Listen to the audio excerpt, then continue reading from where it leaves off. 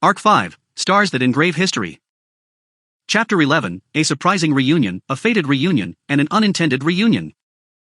After the meeting with the strange man in the hood, the journey proceeded with no further incidents. Occasionally, Amelia would glance into the water, deep in thought, but she covered her discomfort with a smile before anyone could question her about it. The only distinct feature of the man they'd encountered was his hood, but he seemed to have some kind of connection to Amelia. From Amelia's perspective, his behavior would have been fairly courteous. He may have been a little extreme in describing her hair, but more importantly, Amelia's silver hair rarely made a good impression like it had on him. Subaru, speaking of which, the recognition-hindering cloak.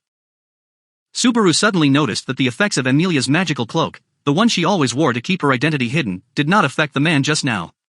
If the cloak had been operating at its normal effectiveness, the man would only have been able to notice Amelia's presence. However, he had apparently seen Amelia's silver hair, meaning that the man could resist the cloak's spell. Subaru, Biko. Beatrice, so you've noticed it, in fact. Amelia and Garfield haven't and are walking around oblivious, I suppose.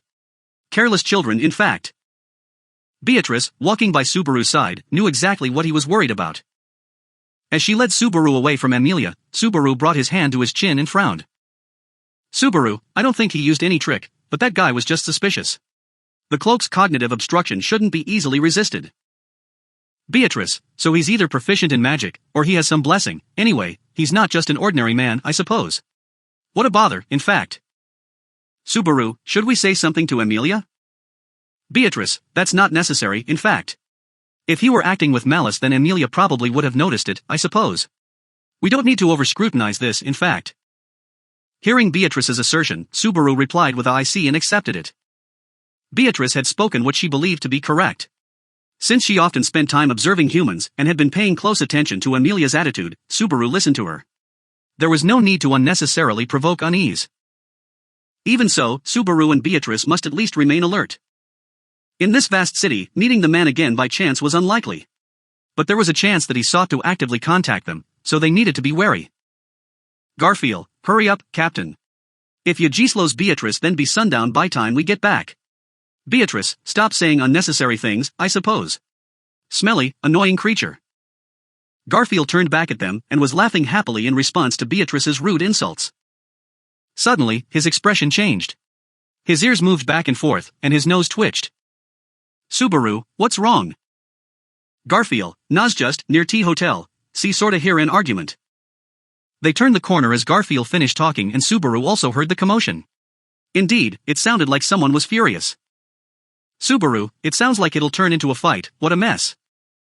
Garfield, since TH Captain caused a fuss during TH negotiation, you really have a right say's a mess? If I weren't at TH Chamber of Commerce, why would VE been taken by TH guards? Subaru, that's just my irresistible charm. Amelia Tan? Subaru suddenly found Amelia, who had just caught up, running past him, and called out to her, but she paid him no attention. Amelia, that voice, it sounds really familiar. Actually, I think that's Joshua's voice. Subaru, you're right. That does sound like the voice of that weak bastard. Amelia, I'd be worried if he was in trouble. Let's go. Leaving the less tense Garfield behind, Subaru raced after Amelia. Turning another corner, he could finally see the water plumage pavilion, where... Alright asshole, how many times are you going to make me say this? Stop being stuck up and call your master here already. Joshua, you're so barbaric that I wouldn't even call my brother here, much less my master. Please leave while I'm still capable of speaking calmly. Can you really not understand what I'm saying, boy? Let's go, bastard. A young man with purple hair. Joshua stood with his arms spread in front of the hotel, quarreling with another man. Although he was facing away from Subaru, his physique was clearly quite burly. Judging from his attitude, a brawl with Joshua would be inevitable. Amelia, that's enough. In the time it took Subaru to judge the two men's difference in combat prowess, Amelia had already rushed over and separated them. Having been jerked away, Joshua wore an expression of abject shock. Joshua, Amelia-sama. Amelia, I was on my way back from my business when I heard you two arguing in front of the inn like this. What's the reason for your quarrel? Calm down and tell me about it. She spoke as if mediating an argument between two children. In that moment things settled down. Garfield sighed disappointedly, as if to say, no fight, as he caught up with them. Joshua, everyone is arriving one after another, my apologies for troubling you. Amelia, it's no problem. Now, please tell me about your argument. Joshua, how could I trouble Emilia-sama with such a petty thing? Joshua stubbornly refused Emilia's intervention in the matter, as if worried that Emilia would use this opportunity to her advantage. If that was the case, then he was being paranoid. Even in 100 years, Emilia wouldn't be able to come up with such a cunning idea. There ain't much to what happened. I was sent here, but this guy wouldn't let me in. So, I was gonna have to fight him. In that tense moment, the man arguing with Joshua spoke up. His sharp eyes glared at Joshua with malice, and his voice was dangerous as he complained about his reception. Joshua, how many times are you going to make me say it? If you're going to disguise your identity, at least do an appropriate amount of preparation. Even wearing your neat clothing, you can't hide your true nature. You can only push a lie so far. Oh well, excuse me. Hey, I don't like dressing up like this. I'm running someone else's errand. Fucking understand what I'm saying. The man scratched his head, frustrated, as Joshua refused to accept his claims. Even with Emilia's interference, the two were still stuck of argument. Emilia, really, how can we set things straight like this? Subaru, how should? Subaru? The two stubborn men and a confused Emilia all turned to Subaru, who stood with his hand on his chin, frowning thoughtfully. His gaze rested on the man who had been arguing with Joshua. Emilia, what's the matter, Subaru? Subaru, no, I might be mistaken, but I think I've seen him somewhere before. Ha! What, boy? Are you picking a fight with HK? Hearing the dialogue between the Subaru and Emilia, the man's sharp gaze turned in their direction. But after seeing Subaru, he immediately stiffened.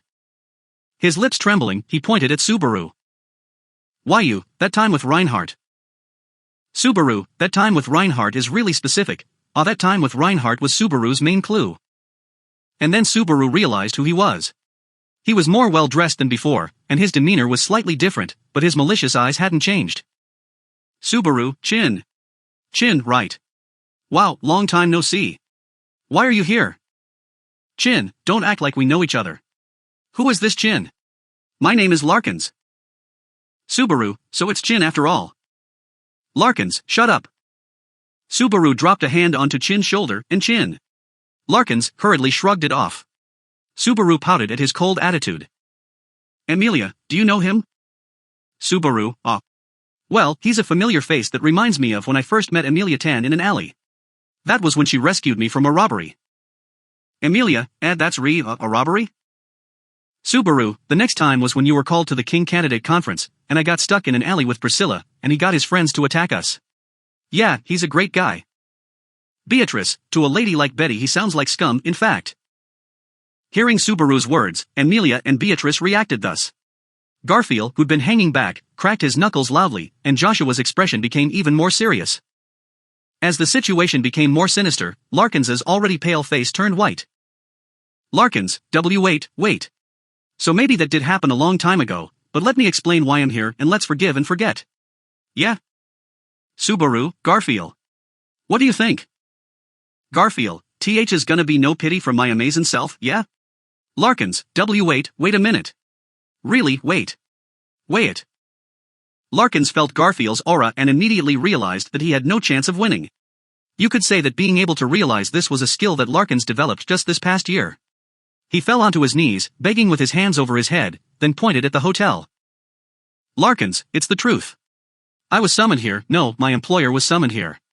But she said that she'd take a few laps around the city first, so I was sent to the inn to notify them. I'm not lying. Garfield, I gotcha. But hey, why don't I explain more slowly? Garfield's threatening attitude didn't change as he approached Larkins. Although Subaru felt bad for Larkins, he found no reason to think better of him. His dress had improved, but his character hadn't, and so he had no way to make a good impression. It was inevitable that Joshua deny him entry into the hotel.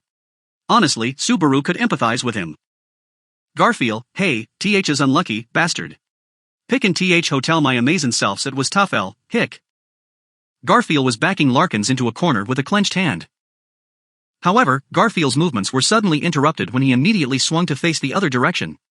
His eyes widened for a moment before narrowing into thin, wary lines. His hair stood on end as his teeth, claws and muscles all reacted as if entering into a war zone.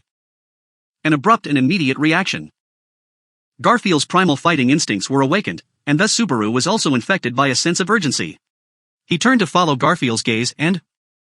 Larkins, I was worried you wouldn't return. Was there a disturbance here? In that moment, Subaru saw an illusion of fire standing in front of him. The flames were shining red, taking a human form. No, not just a human form, they were human. Hair the color of fire, eyes with the color of a clear blue sky. His slender body was clothed in white and his neatly arranged face was one that could never be forgotten. His aura, slamming into everyone nearby, was the aura one would feel upon seeing a hero. That was exactly what the situation was. There was no mistake. This man's name was Subaru Reinhardt. Upon hearing Subaru's hoarse voice, the young man in question smiled gently. The smile was a soft one, intended to calm others down. With just that smile, Subaru felt as if he had been taken into the arms of a guardian of peace. Everyone else seemed to relax as well. Reinhardt, it's been a while, Subaru. I didn't expect to see you here. Although our meeting is thanks to Julius who called me here. Subaru, oh. Long time no see. Wait, are you saying that you were also called by Julius? Reinhardt, technically, it was Felt-sama accepting Anastasia-sama's invitation. I'm just here as her knight, and I didn't expect to see you here. As always, Reinhardt's presence dwarfed everyone else's. Although Subaru had experienced this before, it had never affected him to this degree, and he found it almost difficult to carry a casual conversation. That Subaru could feel Reinhardt's aura, which he was previously unaware of, attested to Subaru's own growth. The more Subaru trained, the more he came to understand the difference between them. Reinhardt, I see. It's been a year, hasn't it? You seem much better than you were when we last parted ways. That makes me glad. Subaru, don't say it like that, you sound like you're making fun of me. I was a little proud of my growth, but seeing you makes me feel like it's nothing. Reinhardt, I didn't intend any such thing. In terms of my growth, I'm rather disappointed. I haven't changed much in the past year, it's honestly rather embarrassing. That was probably because he'd already maxed his level and hit a growth limit.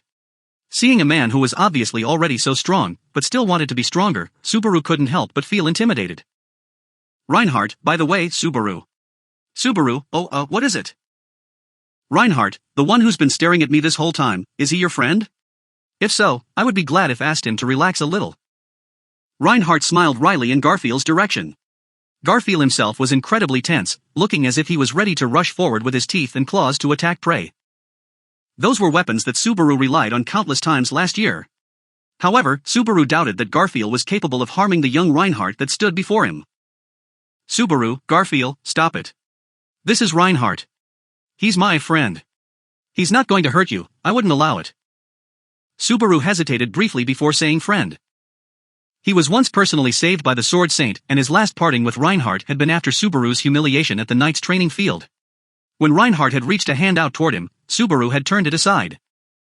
However, while Subaru considered all of this, Reinhardt nodded with ease. Reinhardt, now, I've been introduced by Subaru. I am his friend, Reinhardt van Astria. I would be grateful if you would tell me your name. Garfield, it's Garfield Tinsel. Reinhardt, a fine name. You're well trained. Being so young, it's amazing.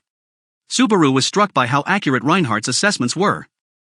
In the year after Garfield had left Sanctuary, Garfield learned much about the outside world and gained a calmer temperament.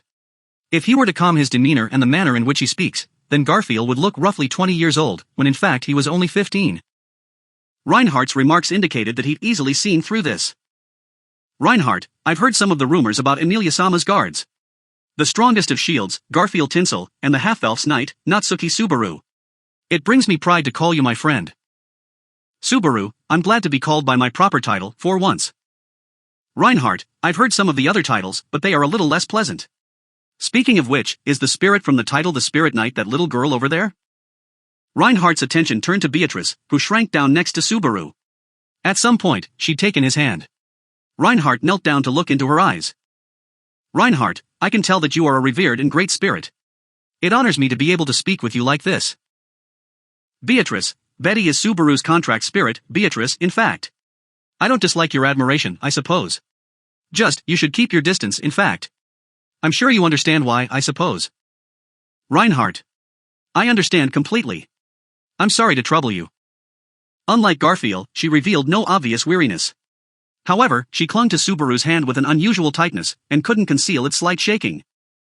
However, it wasn't because she was afraid. This was something else.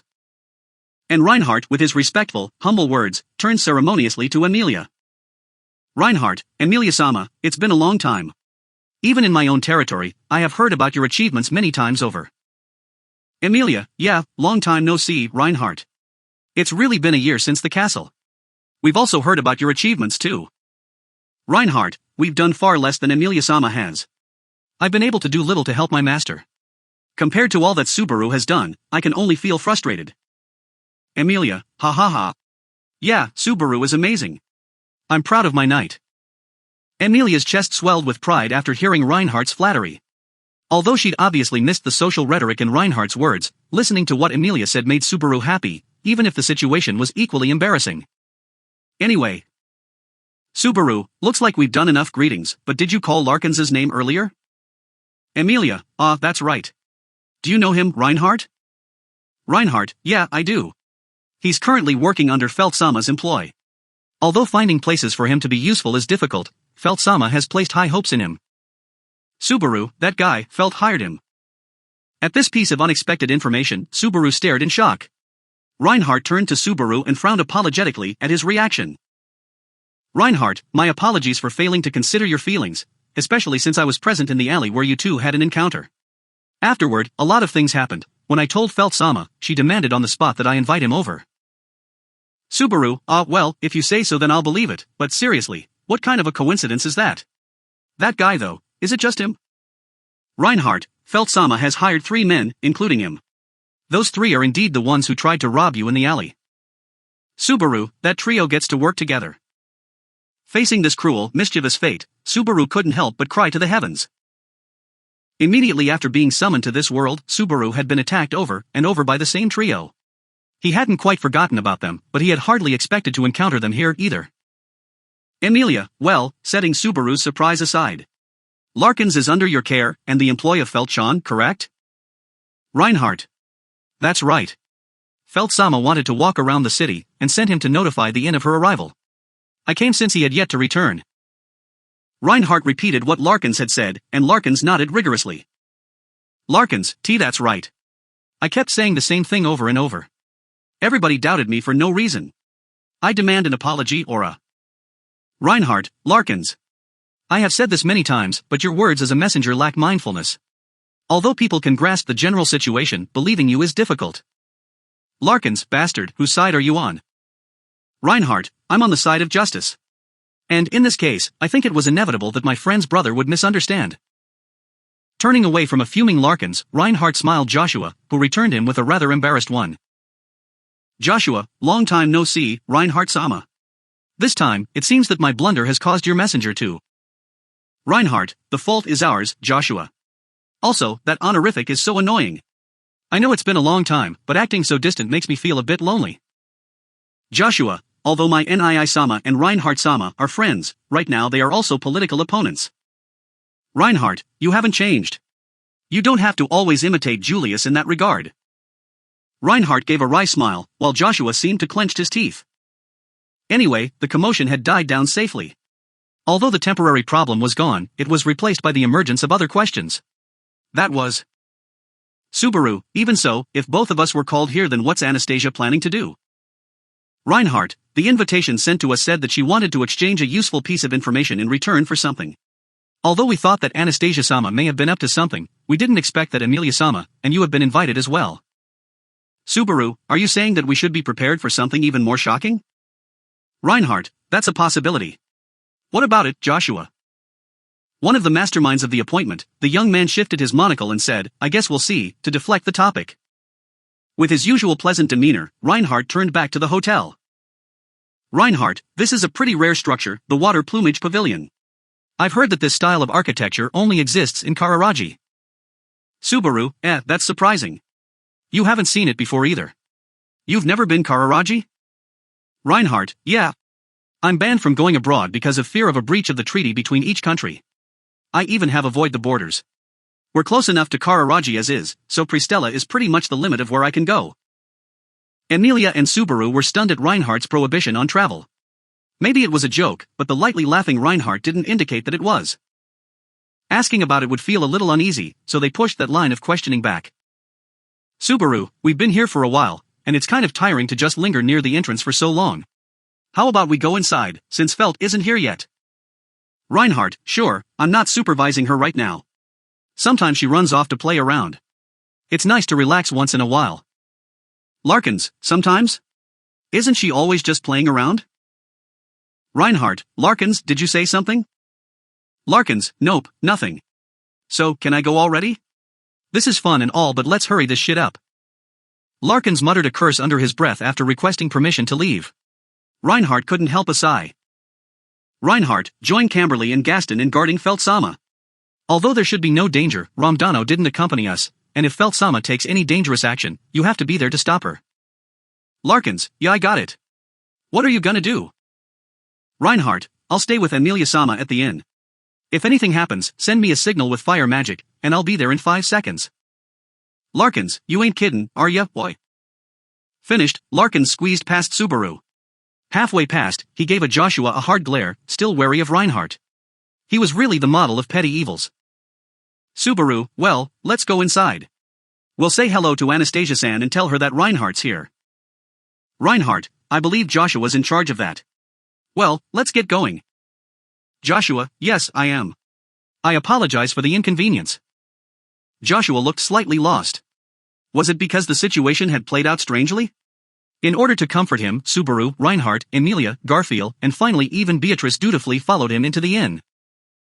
Subaru, I'll feel bad if I shove everything onto him.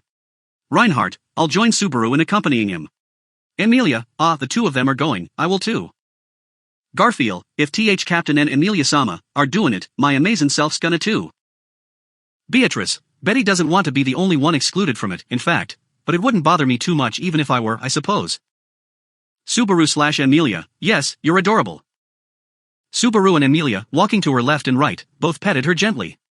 Beatrice swatted their hands away, annoyed, then obediently grabbed their sleeves. Joshua, in here. Anastasia-sama is entertaining guests right now. They were at a different room than the original dining hall. Subaru eyed Joshua wearily. Subaru, guests? Did she invite even more people? Joshua, you're about to find out, whether or not you look at me with that menacing gaze. Subaru, come on, my eyes aren't that scary. Joshua, I can understand you even if you don't raise your voice like a witch beast. Subaru, that's pretty harsh, and what kind of witch beast? Dog, rabbit, or whale? Pick one. These were Subaru's top 3 most annoying witch beasts.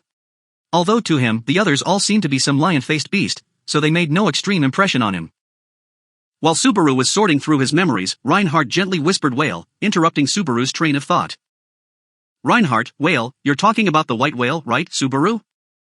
Subaru, yeah, that's right. That's the worst whale. There were so many times where I thought it was dying, and it just refused to die. Thinking back on it, it was such a miracle. In fact, the increase in the number of white whales honestly did make their victory a miracle. That witch beast was such an amazing creature, and the disaster it wrought was also extraordinary. It had caused so much suffering that even now, Subaru's chest tightened in pain at the thought. Reinhardt, the subjugation of the white whale, would you mind telling me about it in more detail later? I'm not a man who's completely unrelated to that monster. Although, that would be a long story to tell. Subaru, of course. As for your story, if it's hard to tell then you don't need to. Subaru was only vaguely aware of Reinhardt's experiences with the white whale. To Subaru, the battle with the white whale was the fruit of an old swordsman's decade-long obsession with vengeance. And Subaru also knew of the sword demon's origin, and of his relationship to the red-haired youth. As to what had happened between them, Subaru had no way of knowing. This wasn't a topic that Subaru could pursue out of curiosity, was how he judged it. Reinhardt, thank you. Thus, Reinhardt responded briefly to the Subaru's thoughtfulness. Subaru sought nothing other than that. Seeing Reinhardt's lowered gaze, Subaru gave a long sigh. Emilia and Beatrice looked at him, worried, and Subaru gave them an I'm alright smile. Joshua, we've arrived. Please wait in this tea room until their meeting ends. Joshua, who'd finally led them to their destination, gestured to a cross-style door. Hanging on the door was a paper scroll. Subaru, although delighted, felt that his Japanese soul had become quite a bit strange. But his optimistic thoughts could only exist for a brief while. Joshua, excuse me. Would you mind being with other guests? He directed the question at the guests already occupying the tea room. Someone inside, who shifted slightly, responded. Sure. We don't have much to do right now. That calm voice gave Subaru a start. It was impossibly familiar. Not only that, Subaru had only just been thinking about its owner. No one aside from Subaru seemed to notice it, that is, no one but Reinhardt. His face became stiff, his blue eyes swaying with hesitation. Joshua, having not noticed, opened the door. There was a quiet sound of wood on wood, as the occupants of the tea room came into sight. Then, the occupants, seated on mats of cloth, looked over to the new guests. Reinhardt, Ojisama. Wilhelm, is that Reinhardt? The voices of the grandfather and the grandson overlapped. This was the unintended reunion between Reinhardt van Istria and Wilhelm van Istria. Chapter 12, Crushing Atmosphere of the Tea Room. Everyone currently gathered in the tea room was someone who was exceptionally important. Emilia, even so, it's surprising that Reinhardt and Wilhelm are related. It's no wonder that they're both skilled swordsmen. Subaru, it's natural that we didn't know, we had no reason to. If families were based on similarities then they'd be too big, Emilia Tan. The wooden floor beneath the long table was covered with mats, in the style of a traditional Japanese living room. Emilia and Subaru were seated next to each other, holding a whispered conversation without discussing anything too significant. They were chatting to calm their nerves. Beatrice, Betty is already alert and won't let anyone try anything, in fact. Subaru can stop staring at everyone so warily, I suppose. Subaru, you know I'm born with a mean look, I'm not staring at anyone warily. Besides, I know what it's like to be glared at with cold eyes. Beatrice was also sitting near Emilia, keeping a vigilant watch. Emilia sat with her legs folded underneath her, and Subaru had his legs crossed, while Beatrice sat with a rigid posture. It was a position she'd taken for Subaru's sake, although she couldn't resist fidgeting a little. Subaru, in any event, Garfield's here if something were to happen. And besides, no one here would act so rashly. Subaru's gaze left Beatrice, whose knees were shaking, and directed his attention toward the corner of the tea room where Garfield was sitting.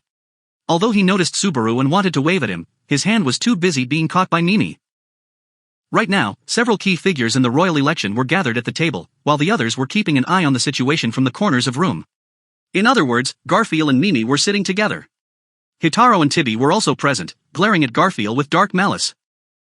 Joshua was also seated in the tea room, looking extremely uncomfortable. Reinhardt, I am very grateful for this hospitality. Feltsama may be a little late in arriving since she's out in Pristella, but she should be here shortly. Anastasia, you don't have to be so formal, especially since you accepted my invitation on such short notice. Oh, but it's a strange coincidence that you all arrived so close together. Anastasia took a gentle approach to meet the etiquette-conscious Reinhardt. Reinhardt raised his head and looked at Julius, who was standing by Anastasia's side. Reinhardt, it's been a while, Julius. We last met face-to-face at the Chamber of Commerce. Julius, that's right. I'm sorry for asking everyone to come in such little time. But, it gives me peace of mind to know that you've all kept safe. After greeting his friend, Reinhardt returned to his seat. If seating at the table reflected the positions of the factions, then Reinhardt was seated at the bottom. Sitting at the head was the host, Anastasia.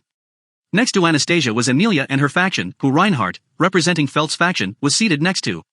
Across from Anastasia was... It feels like it's been a long time since everyone has gathered like this. The speaker, who wore a dignified smile, was a beautiful woman with green hair. Amber eyes which seemed to contain the very picture of harmony, dressed in a feminine navy blue dress, giving off an air of nobility. Although, if you'd known what she was like before, it would be hard to see her as the same person. Emilia, we haven't seen you in a while either, Crush-sama. You seem to be doing well.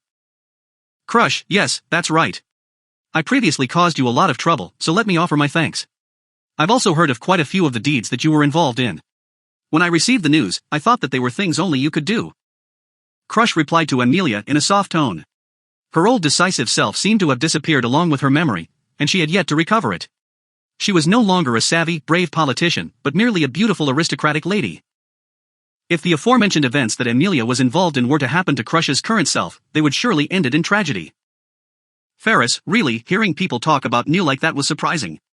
Eradicating the sizable hair and becoming a spiritual arts user, who would have expected that out of Subarukian? Next to Crush, a feminine young man with cat ears and a coy manner spoke up. He was Ferris, both Crush's knight and the best healer of Lugunica. Unlike his incredibly different master, Ferris hadn't changed in the slightest. It was reassuring, but at the same time, he remained difficult to understand. Subaru, well, becoming someone who people rely on has always been of the biggest goals in my life. As for my contract with Biko, well, it probably annoys you, but my life was in danger at the time so I had no choice but to make it. Ferris, even though I gave you such a solemn warning? Subaru-kun will eventually collapse due to his excessive use of his gate.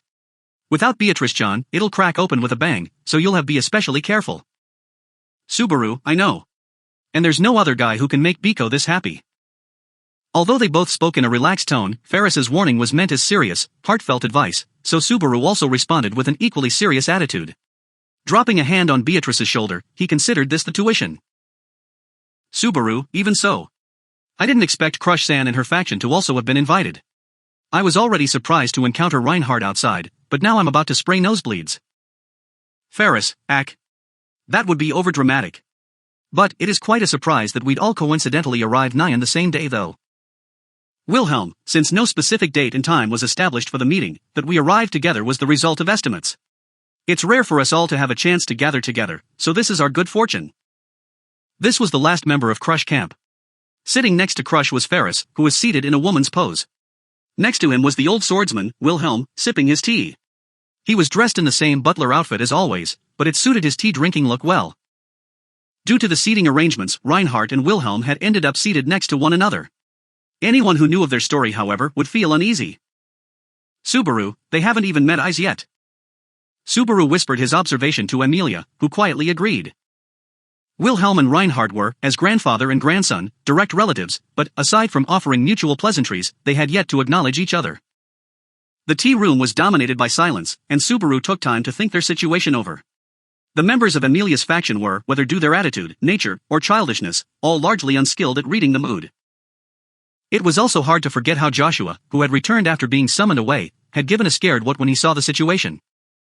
House Astria. The name was so well known that even Subaru knew a little of their family history. Sword Saint was a title that was passed from generation to generation, and the lineage of Sword Saints meant that the Astra family probably had the history of greatest combat strength throughout of all of Luginica. Wilhelm's obsession with the White Whale obviously came from the defeat of his wife, the previous Sword Saint. Connecting these facts would lead to one question. Why did Wilhelm choose to borrow the power of Crush's faction, rather than the power of his own house? Taking the question further, why had Reinhardt not participated in the fight against White Whale? Wilhelm had said that he'd started chasing the White Whale about 14 years ago.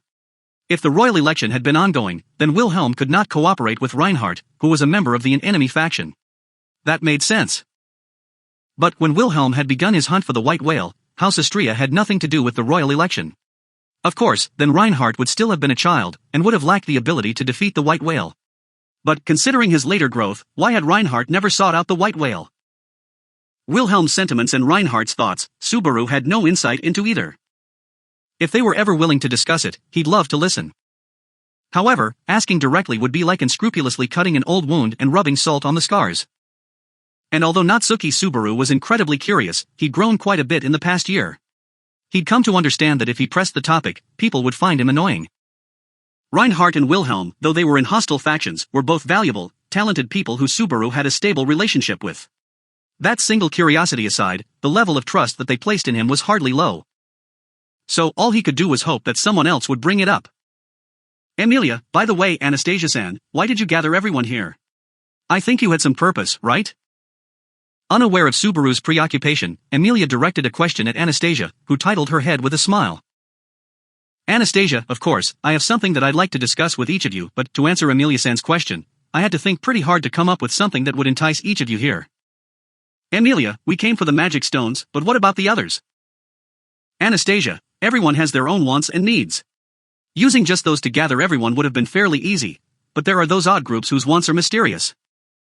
Amelia, I don't understand. Amelia frowned and crossed her arms as she considered the issue, although the problem wasn't a difficult one. Just observing who was currently not present would pinpoint the faction that refused to be communicative.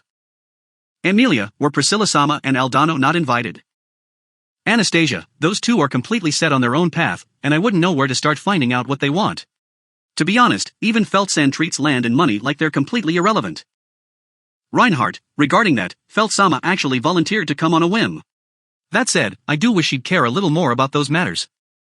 Anastasia and Reinhardt spoke of the matter plainly and expressed the same opinion. Upon hearing their words, Amelia, who could only agree with them, raised her hand.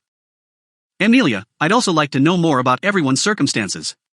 Although I've worked hard to learn, it's difficult to understand everyone's positions. Subaru, then let's not talk about what happened today. Amelia, Subaru you meanie. Emilia's cheek was being pinched by his right hand. His left hand still rested on Beatrice's shoulder, where, either as reward or punishment, it had sat for a little too long. At any rate, the positions of Priscilla's faction and Felt's faction were clear.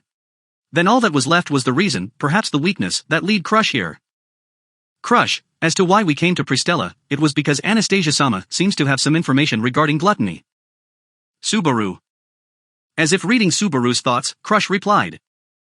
Crush's words struck Subaru like a bullet, and it was something that he could not overlook. Meanwhile, Anastasia caressed her scarf with a wry smile. Anastasia, I wasn't keeping anything from Natsuki-kun, but there is a matter of priorities. Under these circumstances, solving Crush's problems should take precedence. Isn't that right? Subaru, shu dash, fu dash. Fine, that's fine. Julius, I see you've grown up a little. Subaru, shut up. I'm already on the verge of exploding. Selling to the highest bidder was the basis of decision-making in business. Subaru managed to put the brakes on his fury at Anastasia's explanation, which was fortunate, since Julius had begun to look uneasy. Subaru, who are you, my parents? On that topic, my dad could beat me up 10 times better than you ever could. Ferris, Fairy-chan is scared. Subaru, don't be shaken so easily. Are you scared of your own family? Subaru snapped at Ferris, who had snuggled into Crush, but he was joking rather than scolding. On that note, his words about his father, Kenichi, were certainly true. Anastasia's reason was acceptable. However, it would be another matter entirely if the information were to be given to only Crush and not Subaru. Information on gluttony was crucial to restoring REM, who was still sleeping in Roswell's mansion. Even though he'd accepted the reason, he wouldn't be so easily swayed. Anastasia, even though you're making such a scary face, you'll feel more at ease after you've heard the full story. Subaru, then. It's true? Anastasia, it's not a lie, and I'm sure that Crush's faction has no intention of keeping it to themselves.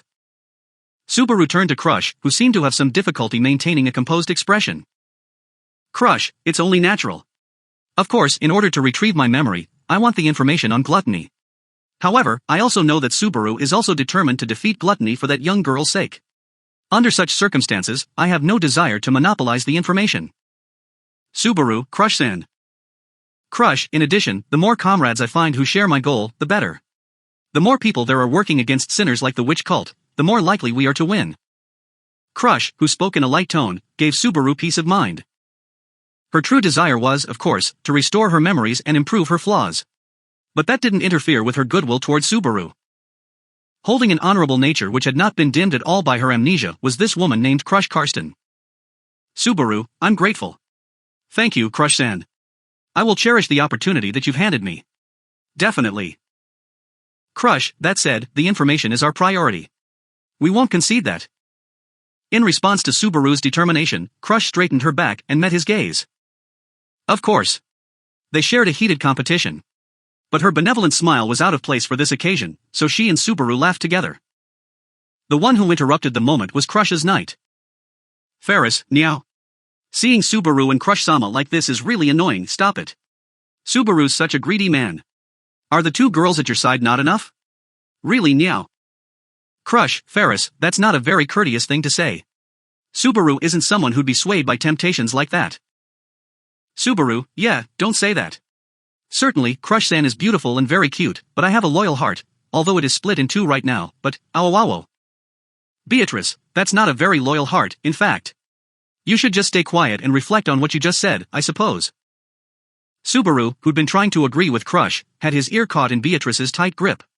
His eyes watered in protest, but before he could complain, he noticed that she was pointing at Crush. Following Beatrice's finger, Subaru saw that Crush was wearing a bright blush. Thinking back, what odd words had he spoken? Subaru, oh no, Emilia-tan, did I say something strange? Emilia, huh? I'm not sure. Subaru, you just talk the way you usually talk to me. Subaru, that's right. Then what did I do? Holding Emilia-tan's hand lets me think better, may I? Emilia, yes. Try your hardest. Subaru tapped his forehead with the hand that held Emilia's, as he cast a gloomy look. Meanwhile, Ferris took the opportunity to whisper to Crush. Ferris, see, it's like that. Subaru-kyan is unconsciously excessively friendly to everyone he meets and always tries to play a cool and handsome act. It's like he's messed up in the head. Don't pay it any attention. Crush, yes, I'll be careful. I was a little shocked. Crush placed a hand on her chest with a sigh of relief. Subaru found this feminine action incredibly cute. Crush and Ferris, who were unaware of his thoughts, held hands as if making a promise to each other. Anyone who stumbled across this scene would have assumed that they were girlfriends. Now, everyone had revealed their reasons for coming to Pristella. Everyone's here already. Originally I heard that I was supposed to just meet with the lady from Kararaji. The paper door was thrown open, revealing the girl standing behind it. She was an agile, pretty blonde girl with large chestnut red eyes and a crooked smile. Her small face was full of naughty charm, and her slim but agile physique seemed a touch more feminine. Just as before, she was dressed in an outfit focused on enhancing movement speed, one that also happened to leave her navel and legs exposed. Felt, what, surprised that I still look this way? It's only been a year, you know. Reinhardt, Felt Sama. Everyone slumped their shoulders upon seeing her, and Felt caught their disappointment. Reinhardt, however, stood up to welcome his master as she approached. Reinhardt, I was sure I left a change of clothes on the dragon carriage, what happened? Felt, bah. I wanted to go sightseeing in something comfortable. Saying that, you wanted me get changed in the hotel, but who would wear something that looks so itchy? You should know that about me by now. Reinhardt, that's really just like you. Reinhardt placed a hand on his forehead, speaking in a helpless tone. Felt, who was dragging the kingdom's strongest hero around like a plaything, looked happy to enter the room. Felt, right, and here I am. I'm grateful for your hospitality today, and I hope that our discussions will go well. They're all done with greetings. For a moment, Felt resembled a noble's daughter. She gave a naughty smile and mimed a curtsy without a skirt, and immediately reverted to her usual self. Subaru was quite self-aware of his own disagreement with the aristocratic community, but Felt's attitude toward them seemed to have worsened notably in the past year. Felt, man, this is a really bizarre building.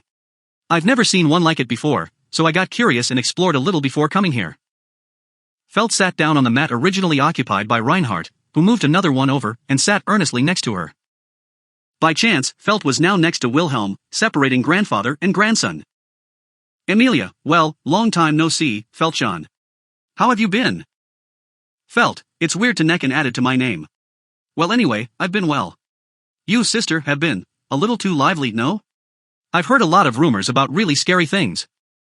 Emilia, it's Subaru who's been lively, not me. As for me, I've just been lucky to be saved Subaru's hard work. Felt, that's right.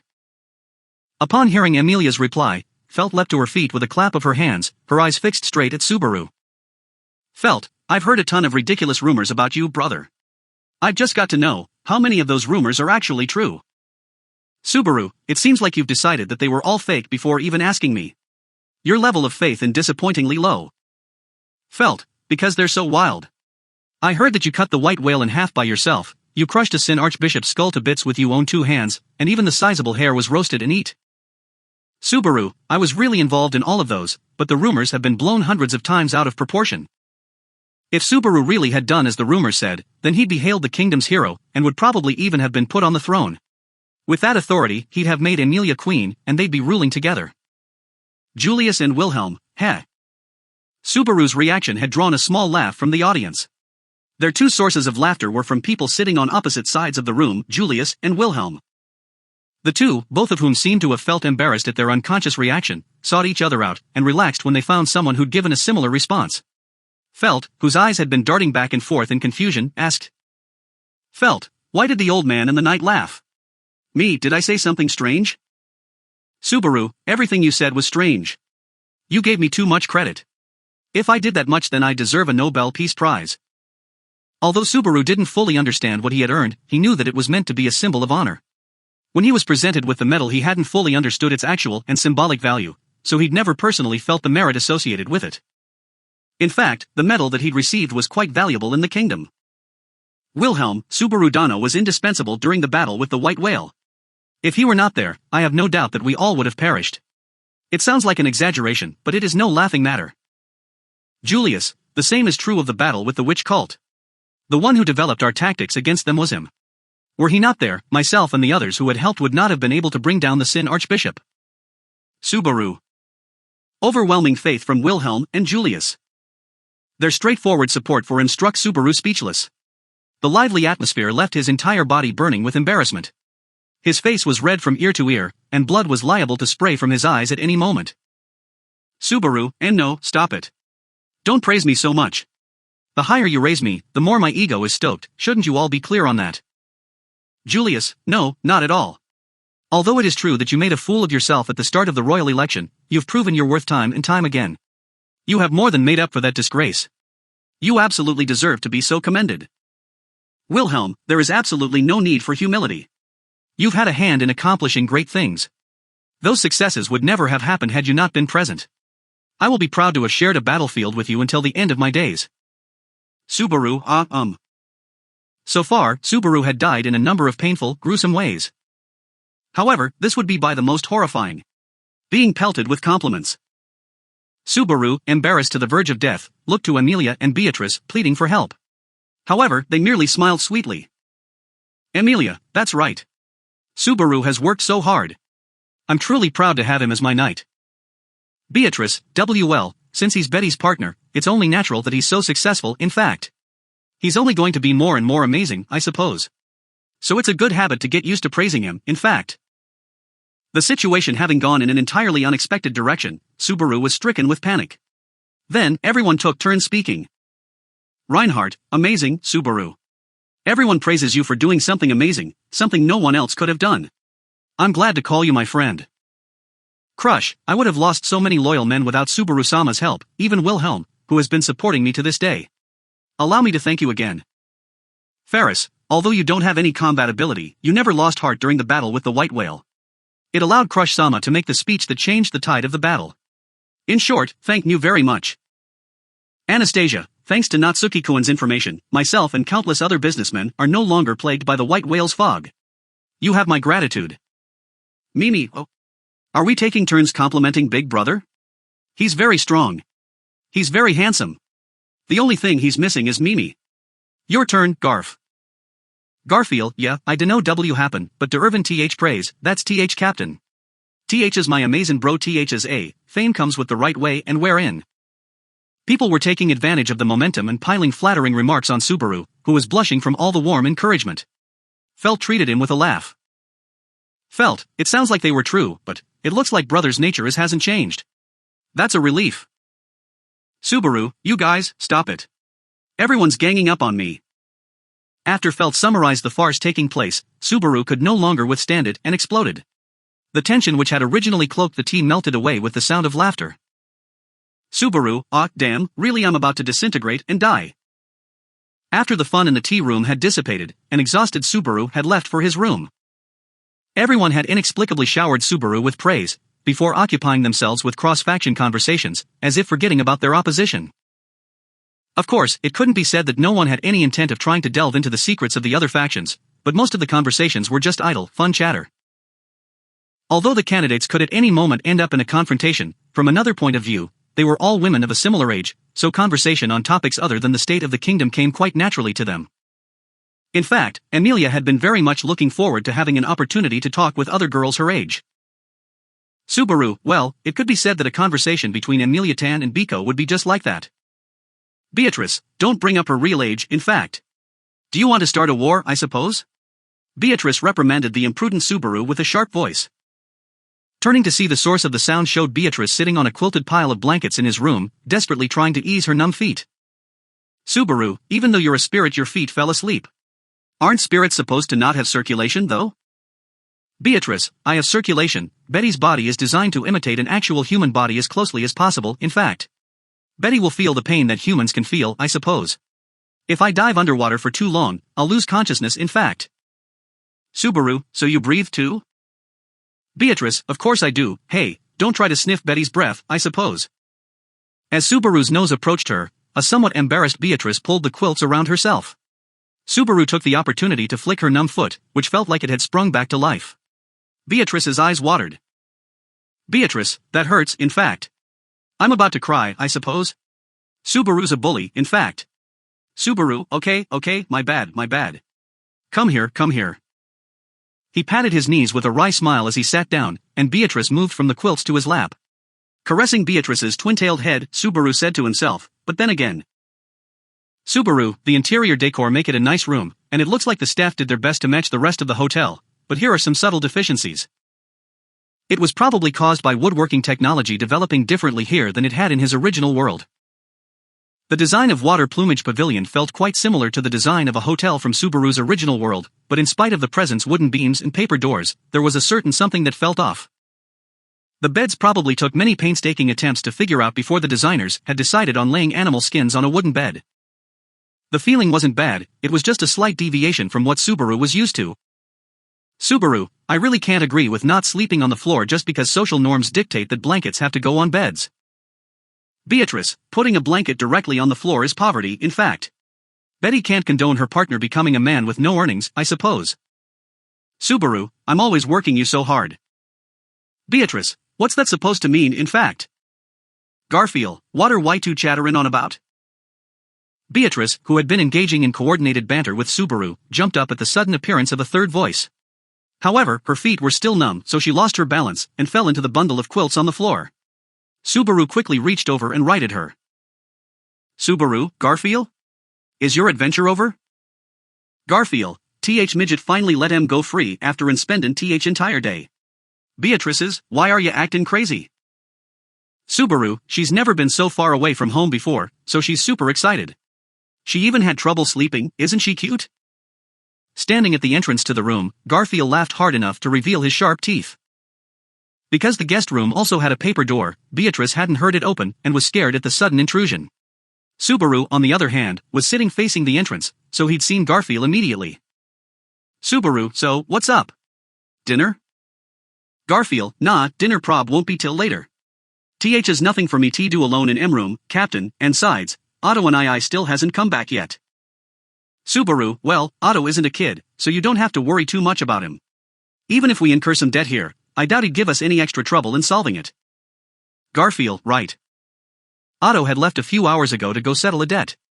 Garfield has no objection to this, since, after all, he knew what Otto was like. Of course, when it came to asking him for help, there was something incredibly reliable about him. Subaru, but those are different things. Garfield, what are we talking about now? Of course, Garfield was used to Subaru's frequent mutters to himself. Garfield gestured toward the corridor with his chin. Garfield, if why don't he have anything going on, can the captain tag along with me for a bit? Subaru, tag along with you? Oh, a bath? A bath, right? You mean a bath? Open-air bathing is too good to pass up on. I was looking around earlier and I found bathrobes. The thought of seeing Amelia tan in a bathrobe is enough to raise my spirits. They've been raised already. Tatami and the architectural style were very difficult to reproduce, but the bathrobe appeared to have been commercialized. Subaru gave a mental tribute here to those in Kararaji, who had been responsible for it. However, standing before such an excited Subaru, Garfield wore a serious expression, one that was somber enough that even Subaru couldn't continue to joke around. A worried look came to his face.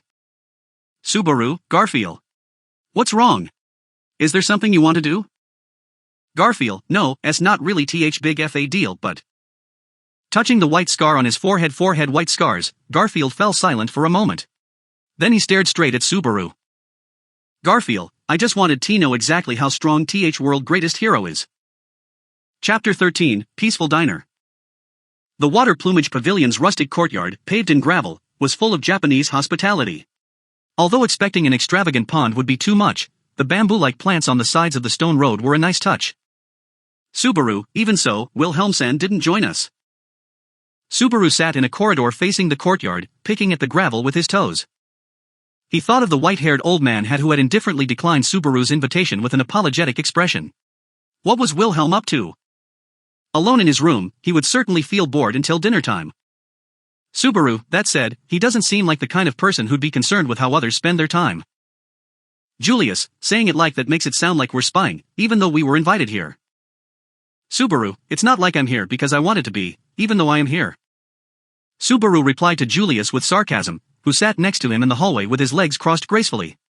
Julius nodded with a smile, as if to say truly. However, the man sitting on the other side of Subaru didn't want to admit it as frankly. Ferris, oh please. Ha, do you think Fairy-chan's is here because he wanted to see it? Subaru-kyun just dragged me here, and he was just so annoying that I didn't want to protest. Subaru, well, I'm sorry I guess. You should be here in case anything bad happens. Although, it seems that isn't going to be necessary. Subaru squinted at Ferris, who was shaking his cat ears in agitation, then looked past him to the fast-paced battle that was taking place in the courtyard. Frankly, the battle moved so quickly that Subaru's eyes could barely keep up. Even so, he could plainly assert. Subaru, really, Reinhardt is a damn monster. Julius, although it's hard to deny, I don't like using such a word to describe a friend. Ferris, it would be hard enough to deny it under normal circumstances. The sight that was unfolding before them affirmed their conclusions. In the courtyard paved with gravel, a fierce match was being staged between a roaring blonde teenager and the red-haired hero defending against him. The challenger, Garfield, burned through an endless flow of motivation as he struck at Reinhardt from every possible angle. However, whether using claws, fangs, legs, elbows, or knees, each of his attacks were seen through and evaded with ease. Not to mention, Subaru, that guy, is he really just standing there without moving? Julius, it was the original condition, after all. Reinhardt would never violate it. Nevertheless, failing to force him to do so is probably humiliating for Garfield. Garfield kept launching attacks at Reinhardt from different directions, trying to take those opportunities to expose an Achilles heel. But no matter how much he tried, Garfield wasn't going to find a weakness that didn't exist. Not only that, Reinhardt was dodging without much effort. Reinhardt had been standing in the same place since the start of this rash challenge, having never conceded an inch. As Garfield rushed at him repeatedly, Reinhardt's 2 feet remained fixed in place. At first, when Garfield visited Reinhardt's room to challenge him, Subaru had summed it up as a reckless move. Thinking back, that Reinhardt even agreed to Garfield's challenge was unexpected. Frankly, the match was solely a product of Garfield's desire. Accepting the challenge wouldn't have provided Reinhardt with any benefit. If you consider the difference of strength between the two, then Reinhardt presumably wouldn't have a childish sense of masculinity to flaunt. If you consider the complicated relationship between Reinhardt, the Royal Knights, and his political opponents, then fighting Garfield is in some respects an unnecessary danger. Even if he believed that no one had set up any tricks or traps, accepting the challenge was still unnecessary. Considering this, the match was unlikely to ever happen and Subaru had certainly considered dismissing the idea entirely. However, from the bottom of his heart, Subaru wanted to witness its fulfillment. The one who took the responsibility of serving as the fighting power of Amelia's faction was, without any doubt, Garfield Tinzel. However, outside conditions could often influence the outcome of a conflict, so achieving victory solely through battle was plainly impossible. Furthermore, Garfield's flaws weren't few in number either. Amelia's faction had gained much fame throughout the past year, and much attention was directed toward Garfield. Because everyone within Amelia's faction recognized and praised his strength, Garfield himself was quite arrogant. He had always been able to live up to those expectations with results and achievements. However, this one-sided consideration of Garfield also posed a troubling fact. Garfield had yet to face enough opponents as strong as him since leaving Sanctuary. The only person who had fought him on equal footing was the homicidal demon Elsa, during the battle in Roswell's old mansion, and it had ended in Garfield's victory. Since then, he hadn't experienced any hard-fought battles that would have compelled him to show off his full strength. Although Garfield had indeed once lost to Subaru, Otto, and Ram, the conditions of that victory could be entirely attributed to their dirty tricks. In terms of a proper, clean battle, Garfield Tinzel was a man who had never experienced defeat since birth. Therefore, even knowing that it was cruel, Subaru longed for a battle between Reinhardt and Garfield to happen. To continue without losses, and to remain unaware of his limits. That wasn't an impossible path. However, if he remained ignorant of his own limits and merely relied on the luck of continuously facing weaker opponents, then Garfield would never be certain of exactly where his own strength lay. Reinhardt Van Astrea, the hero whom Subaru had only seen in action once. Subaru chose to trust in his power. Subaru, I trusted his power, but I didn't think the difference would be this great. The situation had proceeded in the exact direction that Subaru had hoped it would. However, he wasn't as surprised as he was astonished, to the point where overreactions would have been superfluous. Having brought an excited Garfield to Reinhardt's room, Subaru made the blunt request and Reinhardt readily consented to it. Subaru had been so surprised he'd almost fallen over. Afterward, in response to Garfield's suggestion of going out of the city to avoid casualties, Reinhardt had responded with a smile, "The yard is spacious enough, although we should mention to the manager that we won't be damaging his land." Reinhardt probably hadn't intended for his words to carry any malice, but they served as more than enough provocation for Garfield. Garfield had accepted Reinhardt's proposal, exuding an aura of anger so intense that Subaru, who was standing beside Garfield at the time, barely retained his composure when he felt his rage all but stab into Reinhardt. They had then proceeded down towards the hotel courtyard where a few rules were set. Weapons were not allowed, nor were dangerous blessings. Wounding the other party was also prohibited. During that time, Subaru had called Ferris in case of any injuries. Subaru also invited Julius and Wilhelm as commentators on the battle itself. Unfortunately, Wilhelm had declined, so it ended up being just Julius and Ferris who watched the battle with him. On that note, Otto still had yet to return. Subaru, by the way, I didn't mention this to the women or Mimi's brothers. Julius, I think that's wise. If Anastasia-sama learned of this, then she would no doubt turn it into a performance. If it reaches Hitaro or Taivi, then Mimi would surely be upset. Julius agreed with Subaru as they surveyed the courtyard. Of course, when there was such an exciting battle happening, people would inevitably become excited. A handful of spectators gathering was something that Garfield surely had considered from the very beginning of the match. Rather than regret a poor performance for being unable to go all out, he wanted the fight to be taken somewhere where real skill was all that mattered. The hotel courtyard was spacious, and the scenery could be appreciated, but if it were to serve as the setting for a fierce battle, then it wasn't spacious enough. And Reinhardt had also raised the condition of no damage to the environment. The setting was meant to push Garfield to either be considerate or to regret being overtaken by anger, as a boy naturally would. What would come of this? Subaru, hey Julius, can I ask you one question? Julius, you can ask me more than one if you like, but whether or not I'll answer is another story. Subaru, don't say such ambiguous things. This is why I hate you. Subaru dropped his face onto one hand and began speaking in a serious tone. Subaru, in your opinion, how is Garfield? Julius, he's strong. According to the rumors, he is the shield guarding Emilia-sama. It is a well-deserved reputation. Although, knowing of his association with you, my expectations were psychologically lowered. Subaru, I'm going to beat you up. Julius, he is strong. His talent is certainly real. In terms of combat alone, I don't know whether or not I could beat him. And he has plenty of room for growth. Julius's powerful assertion revealed that he was excited to see that possibility, and that the potential sleeping within Garfield was quite genuine. He also seemed to embrace his envious admiration of Garfield's talent. This was no surprise. Julius was also a man of battle. Ferris, but, even if there is a bright future awaiting him, it's sad that right now he's just being toyed with. Ferris spoke a cruel truth. However, no one could say nothing to deny it. Everyone could see that. Garfield himself could see it more clearly than anyone else. Perhaps Garfield would one day walk amongst the strongest. Perhaps he'd be the strongest. But right now, facing off against the strongest man in the world, what he was going through would surely best be described as being toyed with. Garfield, TCH. Reinhardt, that's a shame. Too hasty. The Sword Saint reaches out forward, catching Garfield's arm. With a giant swing, he throws him mercilessly down to the hard gravel. A cloud of dust surrounds him, knocking the wind out of Garfield. He quickly attempts to get back on his feet only to find Reinhardt's hand on his forehead, leaving Garfield motionless before drawing a sigh. Garfield, I lost. Even being scrutinized by others, he admitted defeat. The ability to make that admission most likely indicated that Garfield was still maintaining his sense of self-esteem, even if barely. Subaru hoped that would serve as some small comfort to him, at the very least. Garfield didn't appear for dinner that night. Anastasia, why'd you go off by yourselves and hide such an interesting thing from us? Anastasia glared at the men as she voiced her bitter complaints. Rather than being dressed in her usual white fur, she was wearing a bathrobe, her purple hair dripping with water. Her white skin was silhouetted against the yukata, her childlike charm still evident. Julius, I think things are different from the way you're phrasing it, but I specifically didn't invite Anastasia-sama since you seem to be having intimate conversations with the other candidates. Julius met her straightforward words with a wry smile and a bow. The men had finished cleaning the courtyard after the contest and had only just returned. Hearing that remark, a mischievous smile appeared on Anastasia's lovely face.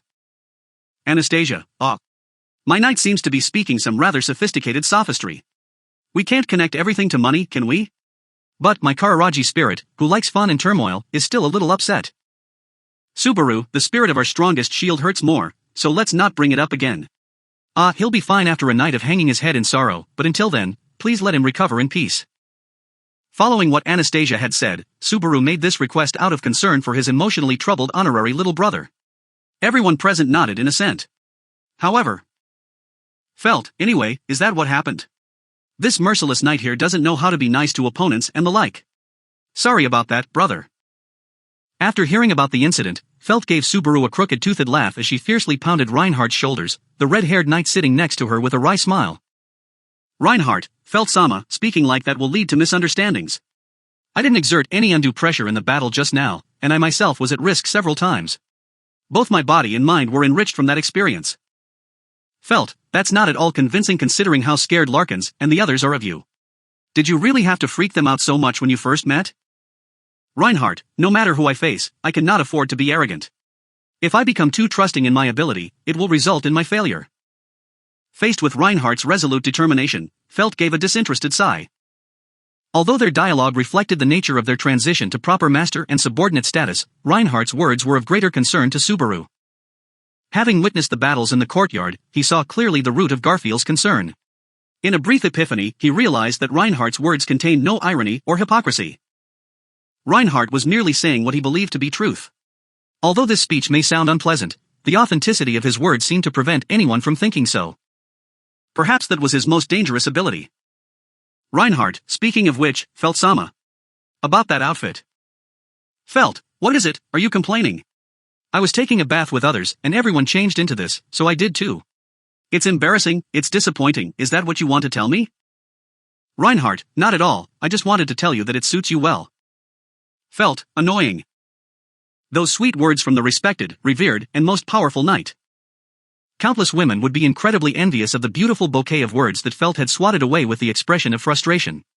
The way she wore her bathrobe also suggested that she was someone who was a little rough around the edges. As Anastasia had said earlier, the women were in the bathhouse, while the match outside between Garfield and Reinhardt had been going on. For that reason, all of the women attending dinner were in yukatas. Not only Anastasia and Felt, but also Mimi, Crush, Emilia, and even Beatrice were all dressed in bathrobes. Subaru, Biko, you unexpectedly took a bath. Beatrice, after Subaru left Betty alone in the hotel I was captured by Emilia, in fact. She forced Betty to go, I suppose. Unexpectedly wearing a pale blue bathrobe, the cute Beatrice seemed to be having difficulty figuring out how to correctly don the yukata. Strangely, Beatrice's wet hair retained its usual drill-tailed form. If he yanked on her curly hair then they would probably bounce more crisply than usual. Subaru, so, that's Biko's testimony, but what's the truth? Emilia, HM? Beatrice looked so lonely when she told me that Subaru left her, and since I'd just been invited to go bathing, I took her with me. I thought she looked happy about it though. Beatrice, that's a lie in fact. Don't fabricate the truth, I suppose. Betty or Emilia, who does Subaru believe more, I suppose? Subaru, I'll take that as your confession. Combine Beatrice's unflattering claim with Emilia's assertive judgment, Subaru arrived at the natural conclusion. Seeing Beatrice unwilling to yield, Emilia gave a happy smile. She also wore a bathrobe, her freshly washed silver hair gathered in the back. Subaru quietly delighted in seeing the whiteness of her neck. Emilia, Subaru, you're breathing heavily. Do you have a fever? Subaru, it's merely the heat of love. Emilia-tan, can I braid your hair? Emilia, sure, but food will be served soon. Afterwards? Emilia pointed toward the table, and Subaru reluctantly retracted the hand that had been stroking her hair. The people around them seemed to be looking at them strangely. Subaru tilted his head at the person opposite of him, who happened to be Felt. Subaru, what's so weird? Felt, I don't know too much about you brother, or you sister, but I still get a sense of distance between you two. This kind of interaction doesn't have the slightest bit of an erotic atmosphere. Seems your relationship hasn't changed at all since our last meeting. Subaru, it's not like erotic flirting happens these days. And there's no need to bring up what happened in the capital, and my chest hurts so please stop. Subaru reacted to Felt in such a manner. Throughout the past year, serving as Emilia's knight, Subaru's self-awareness had increased to a sufficient point, and he was aware of the state of the relationship between them as man and woman. In all honesty, their romantic relationship was probably at a lower point than it had been before Subaru had become her knight. This was largely in part due to Emilia's mental age. Emilia's emotional maturity had yet to grow to a degree where she could accept Subaru's romantic advances on her. So her getting along with him was nothing too significant. His love had not faded, but the intent behind his interactions with her had changed. As long as there was no change in Emilia's emotional awareness of him, their relationship would persist like this, intact. At the least, Subaru understood that even if he took the first step, nothing would come of it. Subaru, put it this way, this feeling might be something close to what Crush-san's relationship is going through. Crush, my relationship, what? Subaru sighed absent-mindedly and his hand rubbed against his jaw. Crush looked over at him, wearing an incredulous expression. Of course, she'd been bathing with the women, so she was also dressed in a bathrobe. The chest that her former men's clothing had hidden was emphasized by the thinness of the bathrobe. Without her inspiring aura, Crush's face had been both beautiful and innocent as she'd obeyed Ferris's guidance while putting on her yukata. Crush glanced to the side, as Subaru rubbed his nose with his fingers. Subaru, yeah. Although Ferris is always clinging to Crush-san, it could be said that they don't see each other as man and woman, right? And the starting point between you two is only a little bit before us, so maybe we go about treating the people we like the same way. Crush, well, it's a bit embarrassing when you say it like that. Haha. Right, Ferris? Ferris, Fairy-chan is devoted, even if Crush-sama rejects my heart. Crush. For a moment, the room was frozen by what Ferris said. Crush's smile became stiff and Ferris welcomed her response with a smile. Incidentally, Ferris was dressed in a bathrobe as well, as if he was competing with the girls. Anyway, now wasn't the time to dwell on that. Subaru, I'm so sorry for revealing the secret that I dug up. Alright, I guess it's time to eat. Crush, don't run away after digging up a bomb like that. Subaru tried to redirect the topic toward food, an idea which was immediately rejected by Crush's cry. This was really a problem, and Subaru wasn't expecting to have to encounter it. What to? He cast an uncertain gaze around. Wilhelm, Ferris. Take care to not scare Crush-sama. Your lively and dangerous side feels more prominent than before. Before the silence could become awkward, Wilhelm interjected, and the mood shifted again. The elderly man was the only man present in a bathrobe. It seemed that he'd been to the baths right after the women had left. Both his posture and yukata played their part in restoring the harmonious atmosphere from its previous tenseness. Ferris is also a man though, If he had a sword by his side, his image would have been perfect. Ferris, what? Why would Will G say that? Wilhelm, a respectful love, a treasured love, a romantic love. Love is often taken for granted. Incurring confusion for the purpose of hiding your feelings is unpleasant for innocent hearts. Should I not speak harshly about this? Ferris, Hanaya. Don't say it like that, that's a bit much. Listening to Wilhelm's heavy sermons, Ferris muttered in a low voice and snuggled up against Crush's shoulder. Ferris, it's okay. It was a obviously joke, so don't be so nigh on edge. If Fairy-chan were to really upset Crush-sama, it'd be a huge problem. Crush, that's right, isn't it? Phew, I was a little scared since I wasn't used to it, but I appear to have misunderstood Ferris's thoughts. Ferris, not at all. Crush sighed in relief, and a fleeting emotion flashed through Ferris's eyes as he watched her, leaving Subaru feeling unsure. That complex emotion was something that he could not easily reveal. During this year, Ferris was the one who had to deal with his master's amnesia. During that time, he must have tried his best, but still felt anxious and guilty, just like Subaru. Even so, his master, lacking the foundation of her memory, had needed to rely on him, and so he could not show any confusion. Joshua, the preparations for dinner have been completed. It will be served, does anyone mind? As the conversation came to an end, the timing on behalf of the hotel staff was perfect. Joshua, who had been sitting without presence in a corner until then, had a steady flow of food brought up by the manager. Everyone watched as their meal was arranged on the long table, their gazes colored with wonder. However, Subaru had a different reason to be surprised than everyone else. Emilia and others were surprised by the variety of dishes, many of which they'd never seen before, while Subaru was surprised by the sight of familiar dishes. Since there was no sea in this world, it had been nearly impossible to find such a dish, but Subaru immediately fixed his attention on the sashimi dish before him. Subaru, may I eat it as is? Anastasia, I guess you're not accustomed to it, since you'd never experienced this kind of dish without living close to water. The Water Plumage Pavilion is actually famed for this. Sashimi wasn't the only thing Subaru recognized. There was a variety of Japanese dishes placed together on the table. In the midst of all the confusion, Anastasia began to bring food to her mouth, and Subaru took that as a cue to start. He immediately went for the fancy sashimi and soy sauce. Emilia and Beatrice, seated beside him, both issued an ah. Concerns about a species of parasite arose as he swallowed, but taking into account the class of hotel and the host, it was hardly a plausible worry. Instead, Subaru simply focused on enjoying the tastes. Subaru, delicious. It's been so long since I've had sashimi. Emilia, it's delicious? Subaru, it's not even a matter of delicious or not, since this is simply a proper delicacy. It's probably due to its freshness, but this probably makes the top of my list. If there's any sushi vinegar and rice here, I could show you guys how proper sushi is made.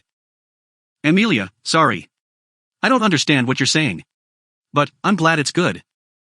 Partially listening to Subaru's train-like speech, Emilia imitated him and dipped the sashimi into the soy sauce. As she tasted it, her amethyst eyes widened as she gripped her hands excitedly, exclaiming, "MMMM." Looking at the reaction of the master and servant, the others also began to taste the food. Anastasia, who disappointedly drew away, relaxed her gaze as she watched Subaru and Emilia, muttering to herself, it's hopeless. Despite some people having missed the dinner, the participants were able to enjoy themselves amidst their restlessness. On this night, with its bright moon, the compassionate and forgiving world allowed for this peace. Chapter 14, The Sword Demon Under the Moon. The dinner party had been one where everyone had forgotten their hostilities. After dinner, Subaru had retired to his room, where the staff had already made his bed.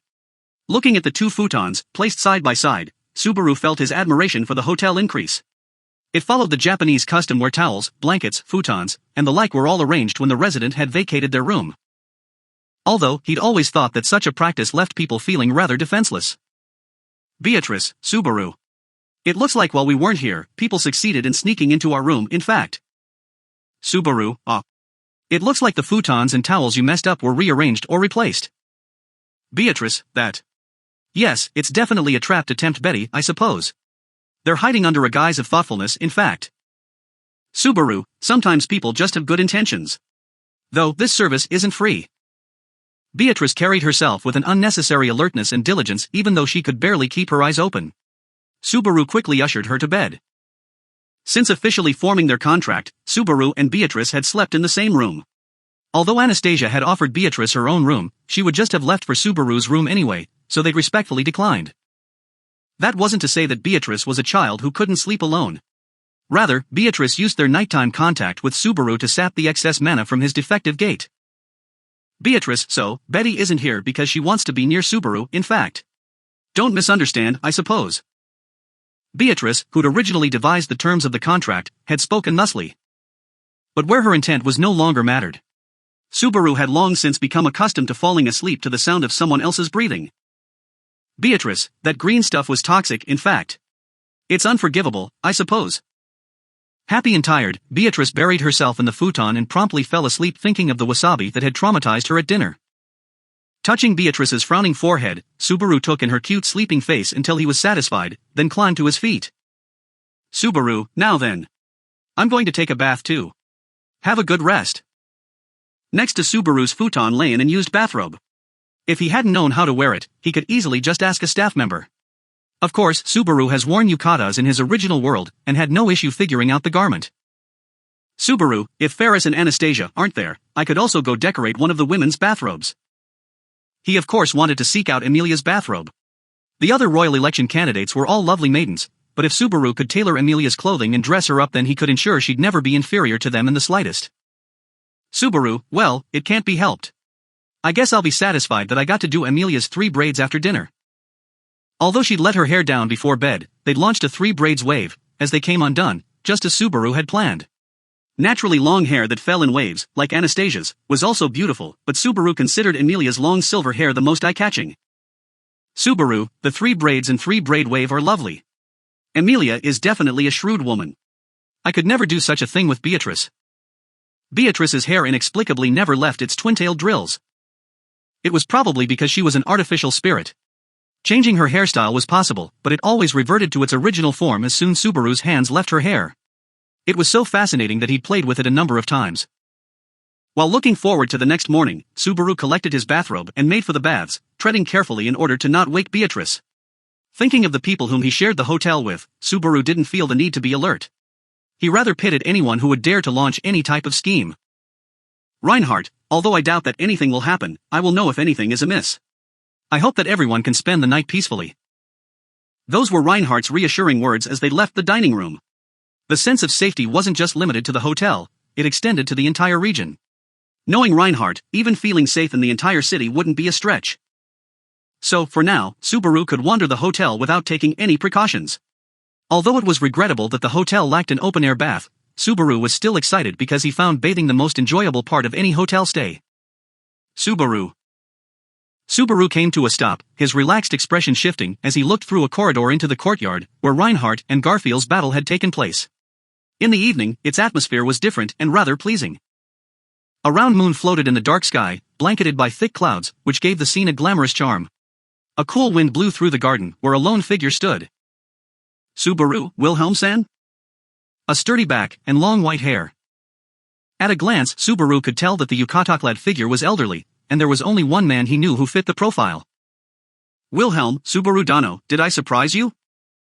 Probably having been long aware of the movement behind him, Wilhelm turned to greet Subaru, a soft look in his eyes. He stood with his hands tucked in the sleeves of the bathrobe. His posture, combined with the Japanese-style garden. Why was the image so perfectly natural? Wilhelm, are you going to the baths next? Subaru, yes, that's what I was planning on doing. By the way, I came here to see the garden in the evening, not because I got lost since I'm unfamiliar with the hotel. Wilhelm, that wouldn't happen to Subaru Dano. I also came to indulge in the beauty of the garden, so I believe that I can understand Subaru Dano's mood. Subaru, it's still embarrassing to be spoken of so highly. Subaru turned away, embarrassed, as Wilhelm, without any trace of exaggeration, spoke of him with unflinching trust. Wilhelm was the person who Subaru had grown to respect the most since coming to this world. There were people who he wanted to stand alongside, and people who he wanted to compete with, but the only person who Subaru looked at with nothing but respect was Wilhelm. Both as a person and as a man, Wilhelm was Subaru's ideal. Wilhelm, Subaru Dano probably came here searching for the peace and solemnity of the garden at night. My presence here must be very frustrating. Subaru, not at all. Rather, seeing the sword demon in this windy garden is so perfect that I want to forever engrave this image in my heart. I like seeing people who shine in the moonlight. As far as Subaru was concerned, Emilia's beauty was undoubtedly the most commensurate with that of the moonlit night. Her long silver hair was different from the glow of the sun. Emilia's beauty was like the illusory of the moonlight, and Subaru wanted to be the stars hovering around the moon. So, seeing the sword demon standing under a moonlit night was a sight that Subaru had been longing to see. Wilhelm, Subaru Dano shouldn't waste such heartfelt words on an old man like me. If you whispered them to the woman you love, you would surely capture her attention. Subaru, putting on those airs would just be an insecticide to all the lovely butterflies I've attracted. And anyway, the one I want to say those words to wouldn't understand them. Wilhelm, trying to bring out her flawless smile, searching for the perfect words, that anxious feeling is one of the pleasures of love, Subaru Dano. Hearing Wilhelm's light tone, Subaru gave a relaxed shrug of his shoulders. Subaru? You seem to be referencing your faraway love story. Did you ever go through that, Wilhelm-san? Wilhelm, would you like to hear it? Subaru, be sure to tell me every detail. Subaru gave a ceremonious, respectful bow, and Wilhelm's it-can't-be-helped attitude was tinged with a look of joy. Wilhelm, when I was a young man, I was just as terrible with words as I am now. I never wanted to discuss anything other than swords, since I had no interests aside from swordplay. I must have bored my wife to no end when we first met. Subaru, but your wife didn't dislike talking to that Wilhelm-san, right? Wilhelm, she was an open-minded woman. Whether it be the loss of a heavy responsibility which burdened a heart, or escaping a duty, neglecting the thoughts of others, we never discussed any of those in our chats. She was born a gentle, warm person. Wilhelm closed his eyes with a wistful smile. Subaru bent silently over the corridor, listening to the old man's memories. Wilhelm, because I was such an unsociable person, my wife always supplied the topics during our conversations. On top of that, I initially failed to notice how drawn I was to her. Whenever I spoke with her, I avoided facing the agitation in my heart. Subaru, Wilhelm-san was really bad at talking to women, huh? Wilhelm, really, I gave everything to the sword. When I gripped my sword, I forgot about everything else, as if merely swinging my sword would give me a way of survival. The one who reminded me of the reason I took it up was my wife. Subaru, is that when you realized you loved her? Wilhelm, you seem to have seen through me, Subaru Dano. Wilhelm fell silent, and Subaru followed suit. Wilhelm was surely unaware of the expression he currently wore. Subaru, however, felt a strong wave of pride wash over him as he saw it. The look in Wilhelm's eyes, the wrinkles on his face, the tone of his voice, were all legendary. The wife he loved just as strongly now as he had then, Theoresia Van Astrea. The old man's expression, attitude, and very existence all generously sang of the love he held for his wife. No matter who, anyone who saw him would, without doubt, instantly see that he was in love. Even if everything in the world were to wither and fade, not a single person would fail to understand the depth of that emotion. This was the depth of Wilhelm's love, clearly something that should be worn with pride. Subaru. As Subaru gazed upon Wilhelm's face, his eyes unconsciously welled with tears. Unbearable feelings arose spontaneously, and gathered as heat in his eyes. He didn't know it had touched him so much. Why did his heart feel so warm upon seeing someone in love? Crying in such a situation would only serve to bother Wilhelm. Wilhelm, like Subaru Dano said, that was when I realized my feelings for my wife.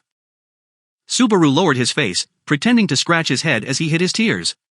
Although he should have noticed that Subaru had started crying, Wilhelm continued talking. Was he just immersed in the past, or was he pretending not to notice Subaru's reaction? Subaru had no way of knowing, so he kept silent and continued to listen.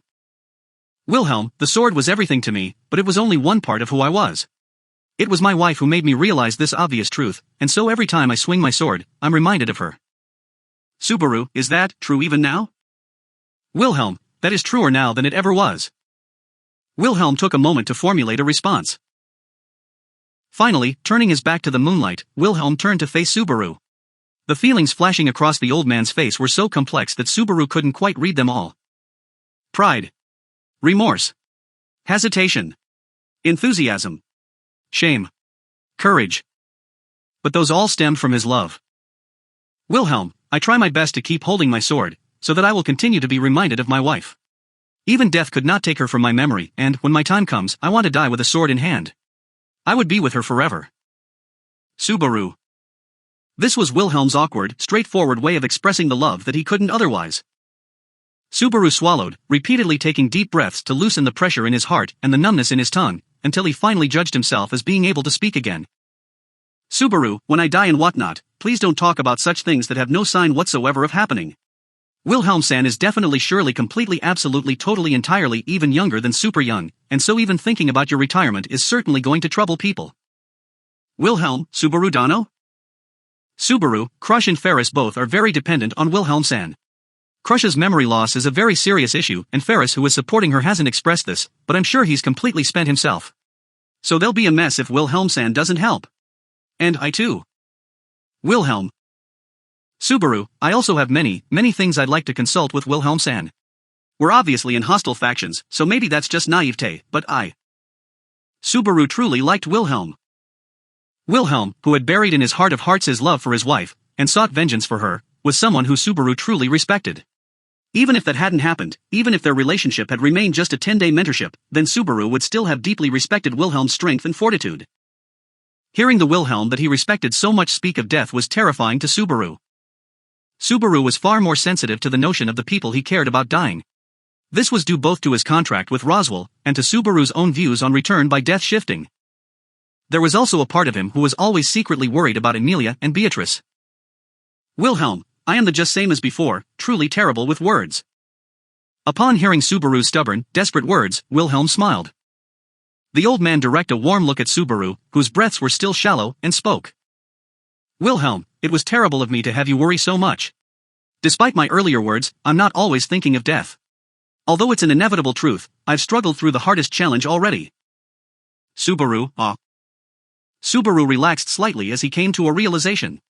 Wilhelm was speaking of the white whale.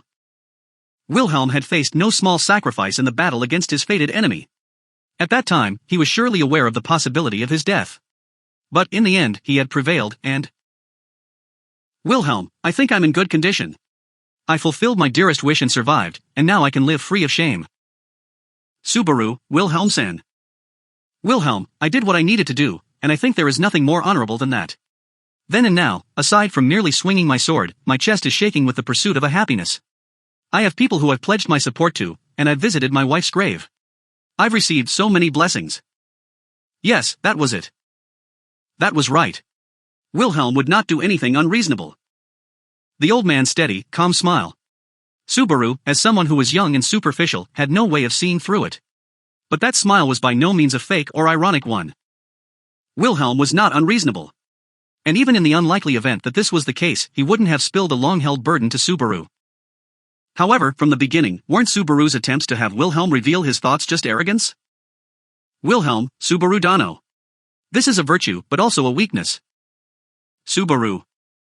Looking at the troubled Subaru, Wilhelm spoke quietly. There was no smile in the voice, but there was no criticism either. Rather, the way he spoke was reminiscent of how an older person would caution a younger one.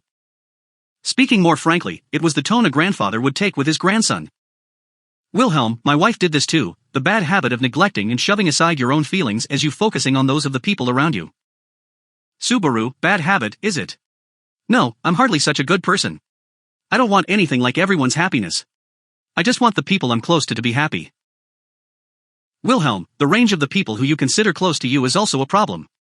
While it wasn't what my wife desired, for a woman, she held a great amount of power, and could affect far more people than she ever wanted to. Wilhelm's wife, Theresia, was the previous sword saint. Despite lacking common knowledge, Subaru had heard plenty about her in the past year. The civil unrest that took place in the kingdom of Lugunica, which came to be known as the Demi-Human War, had been single-handedly ended by the sword saint. What she had accomplished with her undue strength was the salvation of the country's stability. Natsuki Subaru would never be able to compare with such a hero. Subaru, I understand about your wife, but I can't match up to her in any way. Wilhelm, my wife was just an ordinary woman who admired flowers. Even if she's a hero of legend, she didn't always act as such. And Subaru Dano, your reputation is good, and your influence is wide. In the future, your range will surely increase, and you will be able to do more and more. Subaru, this kind of thing. Wilhelm, I am convinced that anything Subaru Dano cannot achieve alone, he will work together with others to do, and will become a great, accomplished person. Subaru. Speechless. Wilhelm had overestimated him by so much, and that had struck Subaru speechless. That he was someone who could do great things, could Subaru really believe this? He was fragile and weak, his intellect was lacking, and his ideas were often poor and baseless. Because he was a person who could not do anything by himself, all he could ever do was rely on others to solve his problems. That method was surely flawed. For now, he was barely struggling along, but eventually he could certainly face failure. When that time inevitably arrived, Subaru had so many people to disappoint. Wilhelm, I apologize for bringing up the same things. It must trouble you to hear them over and over relentlessly. Subaru, Wilhelm-san, Wilhelm, there may not be many people conscious of it, but it's something that everyone will come to understand one day. Subaru, I'm just an immature little child who is clumsy at everything I do. Wilhelm, well, this immature little child who is clumsy at everything he does is one who I'm very fond of. After a moment, Wilhelm nodded in satisfaction. Wilhelm, and the people who think like this will surely increase from now on. As if deeply touched by Wilhelm's words, Subaru again fell silent. Part of him was overwhelmed, and wanted to cast the notion from his mind. However, because the idea had come from none other than Wilhelm, Subaru could not give it up so easily. In the depths of his heart, he couldn't believe in himself to that extent.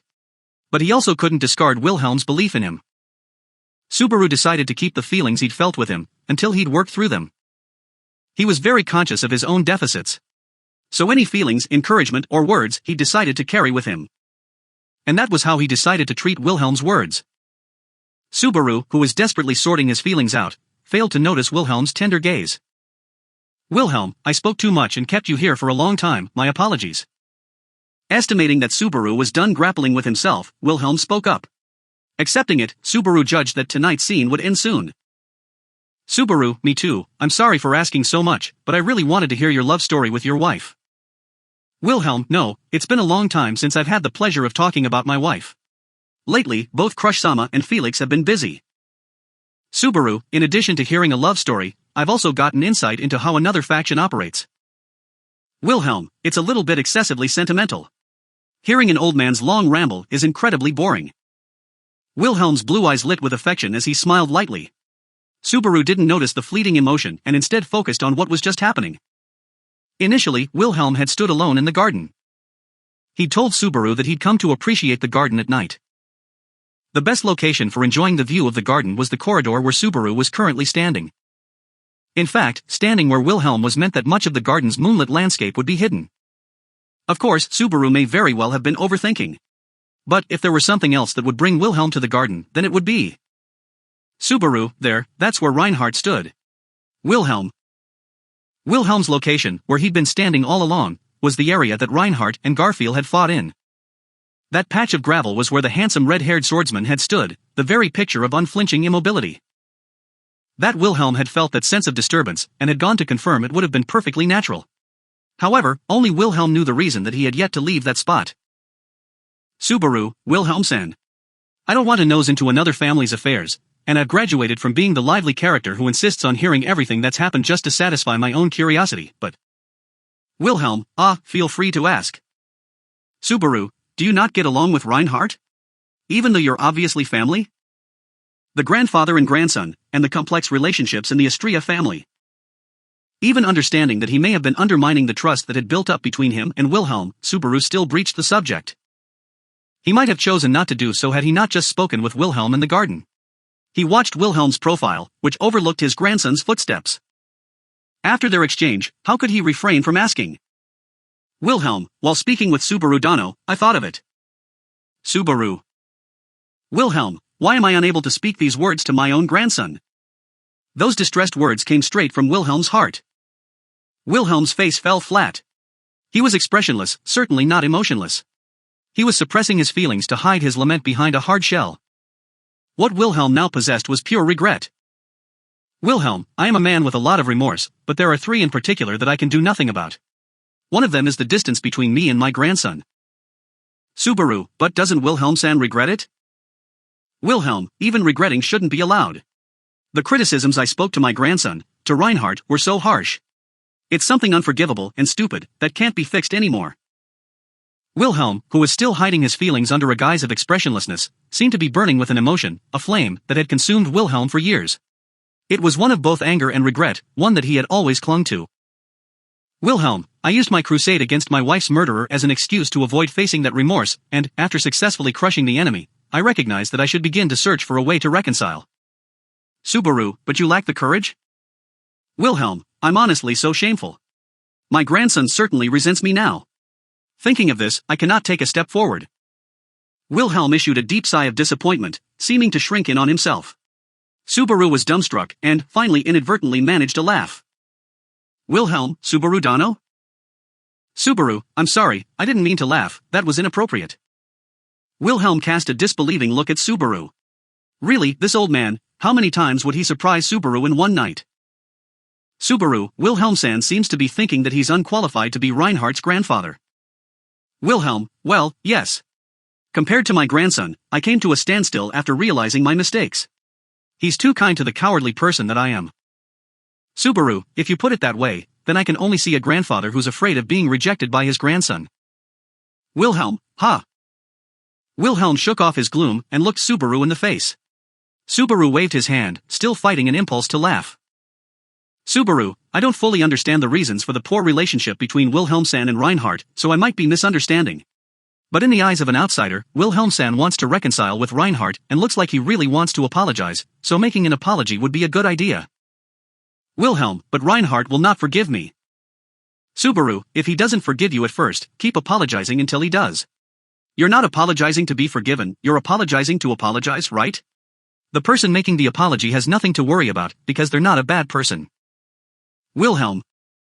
This time, it was Wilhelm's turn to fall speechless at Subaru's extreme words. Of course, Subaru knew that his were very headstrong. Even so, he believed it was necessary to keep insisting. In order to motivate Wilhelm. In order to let him face Reinhardt.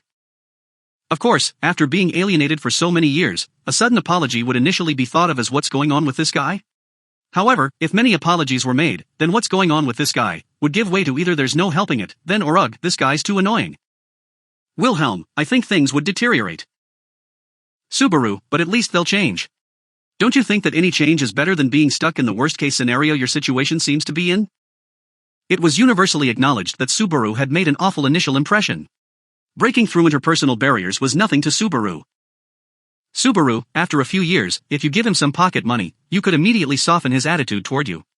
Although the impression of you may be poor, if you do something nice for him, won't he come to think of you as a nice person?